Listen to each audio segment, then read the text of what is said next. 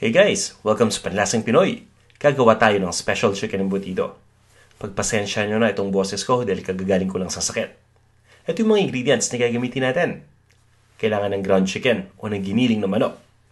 Gagamit din tayo dito ng minced na bell peppers. Pinagsama na natin ng red at green dito. Kailangan din natin ng minced na carrot. Pati na rin ng breadcrumbs. Pwede kayong bumili ng breadcrumbs o pwede kayong gumawa ng sarili ninyo. Kailangan din natin ng shredded cheddar cheese, ng pasas o raisins. At syempre, hindi mawawala itong ating sweet relish o yung sweet pickle relish. Kailangan din natin ng vegetable oil. Pati na rin ng sibuyas, ground black pepper, at ang kapartner nito, ang asin o ang salt. Gagamit din tayo ng raw eggs o hilaw na itlog at ng Knorr chicken cube. Kakailanganin din natin dito ng nilagang itlog.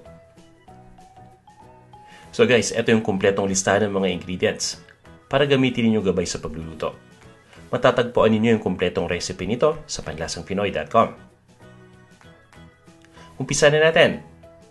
Ang una-una natin gagawin, kukuha tayo ng mixing bowl at ilalagay natin dito yung ating Knorr chicken cube. Ang kailangan natin gawin ay durugin natin ito. So kukuha lang ako ng tinidor at umpisa na natin durugin itong Knorr chicken cube. Habang ginagawa natin ito, mapapansin niyo na naghihiwalay na itong cubes into pieces. Pero hindi ito dry. So ibig sabihin hindi ito magpa-powderize kaagad. Magdidikit-dikit pa rin ito. So natural lang yan. So ang gagawin lang natin, subukan lang natin itong paghiwalayan. At pagkatapos nito ay magka-crack na tayo ng eggs. So kukuha lang ako ng itlog at ika-crack ko na at ilalagay na natin dito sa bowl. So ito yung isa. Dalawang itlog lang ang gamit ko dito sa recipe na to. Tama-tama lang para mabind o mapagsama-sama lahat ng mga ingredients. Pero kung gusto niyo na medyo talaga intact yung inyong chicken embutido, pwede kayong gumamit ng 3 itlog. Alright, so babatihin lang natin o ibibit lang natin itong itlog.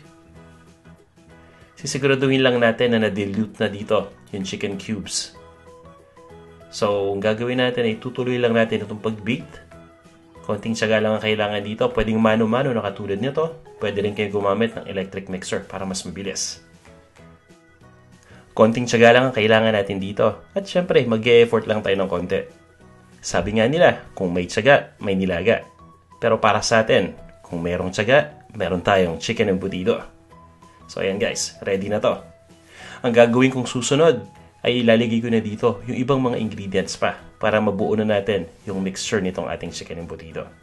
Umpisa natin sa bell peppers. Ang gamit natin dito ay red and green na bell pepper gaya ng sabi ko kanina. Na-mince na natin ito o nahiwa na natin ng maliliit na peraso. Ginamitan ko lang ito ng food processor para mapabilis. Kung wala kayong food processor, pagsagaan lang natin hiwain ito ng maliliit na peraso.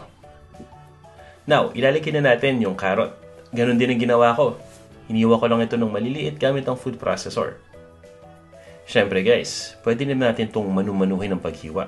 Hindi ko naman pinopromote ang paggamit ng food processor dito. Kung meron lang kayo, mas maganda kasi mas mapapabilis ang trabaho. Kung wala naman, okay lang yan. Pwede nating manu-manuhin gaya ng sabi ko, magpatulong lang tayo kung sino yung pwedeng tumulong.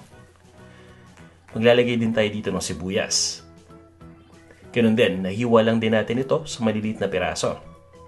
At once na malagay na natin yung sibuyas, ilalagay na natin dito yung ating sweet relish o yung sweet pickle relish. Kung mapapansin niyo, hindi tayo gumagamit ng asukal. Gumagamit tayo dito ng mga ingredients na matatamis. Kagaya nitong sweet relish at itong susunod, itong ating pasas or raisins. Ilalagay na din natin. Itong huling dalawang ingredients na niligay natin ang nagbibigay tamis dito sa ating embutido. Ngayon, magpalinamnam naman tayo. Ito na yung cheese. Ang gamit ko dito ay sharp cheddar cheese. Pwede rin gumamit ng quick melt cheese. Ang gagawin natin ngayon ay hahaluin lang natin ito mabuti. Kukuha lang tayo dito ng spatula. At ang kailangan natin gawin ay i-fold lang natin ito. So, i-fold lang natin hanggang sa mag-mix na mabuti lahat ng mga ingredients. Siguraduhin lang natin na nahalo na natin mabuti. Pati yung mga gilid, kailangan lang nating simutin para mahalo ito dito sa mixture. At once na na-fold na natin, ilagay naman natin dito yung karne ng manok na giniling. Ito na yung ating ground chicken. Ilalagay lang natin dito. Kadalasan, ito yung unang nilalagay natin sa mixture. Pero ngayon, since nag-upisa tayo sa itlog, ilalagay natin ito sa medyo may pagkahuli na. So itutuloy lang natin yung paghalo dito. So ang ibig sabihin nun, ifo-fold lang natin uli hanggang sa ma-mix uli lahat ng mga ingredients. Konting fold lang ang kailangan natin dito. Meron pa kasi tayong mga ingredients na ihahalo pagkatapos nito at kailangan natin mag-fold uli para ma-mix uli yung mga ingredients na yan. So, tama na tong fold na to. Ilalagay na natin yung ibang mga ingredients pa. Ang ilalagay natin na susunod dito ay yung vegetable oil. Gumagamit tayo ng vegetable oil para sa ating chicken embutido nang sa ganon ay maging moist ito. Napaka-lean kasi ng chicken meat at kailangan natin ng tulong ng oil para magpa-moist dito. Kumpara sa pork embutido na may taba na agad. Maglalagay lang tayo dito ng ground black pepper, pati na rin ng salt o ng asin. At ang ating pinakahuling ingredient ay ang breadcrumbs na ilalagay na rin natin ngayon. Pagdating sa breadcrumbs, pwede kayong gumamit ng breadcrumbs na nabibili sa supermarket. Pwede rin kayong gumamit dito ng ordinaryong tinapay. So pagdating sa ordinaryong tinapay, pwede rin yung i-process para maging ganito na yung texture or pwede rin yung punitin ng maliliit na peraso. Walang problema doon. Hahaluin lang natin ito mabuti at ito na yung pinakahuling halo natin. So dapat na-mix na mabuti yung mga ingredients o dapat well-blended na dapat yung mga ingredients dito pagkatapos nating haluin ito. Dahil ang next step na gagawin natin ay ibabalot na natin ito sa aluminum foil. Ito na yung ating aluminum foil at nagsuot na rin ako ng guantes. Ready na tayo para ibalot itong ating embutido. Para tamang-tama sana yung sukat, gagamit lang tayo ng measuring cup. Kung wala kayong guantes, maghugas lang tayo ng kamay natin mabuti at okay na yon. Arte ko lang tong guantes, so kung gusto ninyo, okay na okay. Kung hindi, okay na okay rin. Alright, so ilagay na natin dito yung ating mixture sa gitna nitong foil. At imo-mold lang natin. So ginagawa ko dito, once na nilagay na, kaya nagsusuot ako ng gloves. So kailangan malinis yung kamay natin dahil hahawakan natin itong mixture para i-mold ito. Yan, ipa-flatten ko lang sandali kasi meron tayong ingredient na isa pa na hindi natin nailagay. At ito yung ating boiled eggs. So hiniwa lang natin to into wedges o hiniwa lang natin into quarters. Pagkatapos ay ilalagay lang natin yung itlog dito sa gitna ng ating mixture. Sa ganun, pag naluto ito, makikita natin yung itlog na nasa gitna. Medyo nakakaganda ng itsura ng embutido natin. Ayan. Pagkatapos nito, ay i-cover lang natin itong itlog at iro-rolyo na natin itong mixture. So, simple lang naman itong proseso na to. Nasa sa inyo kung paano nyo gustong i-cover. At habang ginagawa na itong procedure na to, masasanay rin kayo. So, konting practice lang at magiging maayos na ang lahat. Okay, so ready ko nang i-roll itong ating embutido.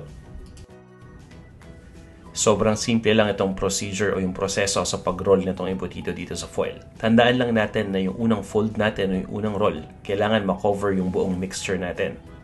So siguraduhin natin na yung end ng aluminum foil, na kagaya na ito nakikita ninyo, ay nako-cover yung mixture dito na dulo.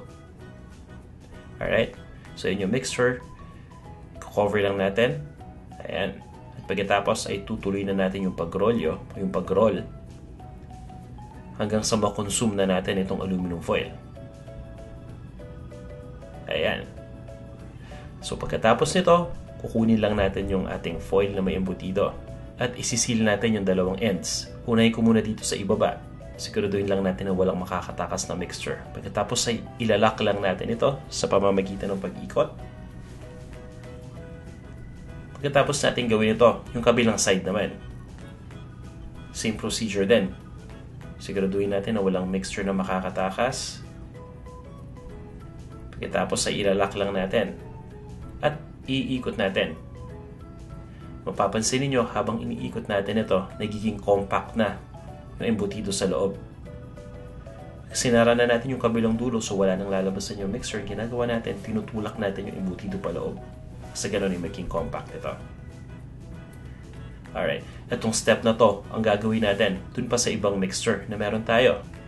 At once na makonsume na natin yung mixture, ibig sabihin nun, ready na tayo para i-steam itong ating chicken embutido. Dun sa mixture na ginamit natin, nakagawa tayo ng 6 na perasong embutido. So ilalagay ko lang ito dito sa aking bamboo steamer. So isa-isayin lang natin. Mga 2 layer siguro yung gagamitin natin dito para magkasya. So ito na yung unang layer, nagkasya ang 3 embutido. Ilalagay ko lang yung isa pang layer para magkasya pa yung 3 na natira. Ayan. So saktong-sakto lang yung sukat ng embutido dito.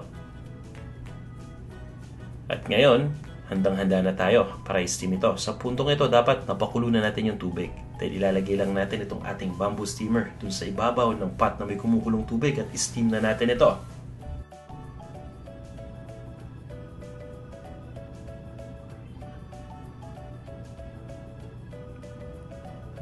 At eto na yung ating bamboo steamer. Sukat na sukat ito dito sa ating lutuan. Ayan. At nag-umpisa nang mag-steam ngayon yung ating embutido. So eto na, makikita ninyo na lumalabas na kagad yung steam dito. Silipin pa natin para makita natin mabuti. Ayan guys. So lulutuin lang natin ito ng 1 oras. At once na maluto na, ipapa-cool down lang natin ito into room temperature.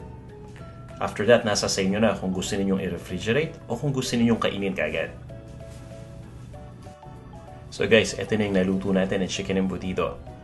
Ni-refrigerate ko lang ito, pagkatapos ay binilatan ko na. Mas gusto ko kasi yung malamig na embutido. Ngayon, hihiwain naman natin ito. So, simple lang ang paghiwa. Hinihiwa ito ng pahalang, may konting slant. At makikita na ninyo kagad yung itlog na nilagay natin kanina. Ito yung hard-boiled egg. So, nagiging siyang design itong ating embutido. So, itutuloy lang natin itong paghiwa na to. So, itutuloy lang natin itong paghiwa natin. Dahan-dahan lang. At once na mahiwa na natin itong embutido, ang gagawin ko ngayon ay ilalagay ko lang ito sa isang serving plate. Lalagyan ko lang ng konting arte uli at pagkatapos pwede na nating iserve. Ito na ang ating final product. Napakagandang tingnan at nako, napakasarap pa niyan. Again guys yung kumpletong recipe makikita natin sa panlasangpinoy.com at meron din tayong listahan ng mga ingredients sa umpisa nitong video. Ito na ang ating special chicken embutido. Maraming salamat ulit sa pagnood nitong video. At kung hindi pa kayo nagsasubscribe, sana mag-subscribe kayo dito sa ating Panlasang Pinoy YouTube channel. Hanggang sa muli,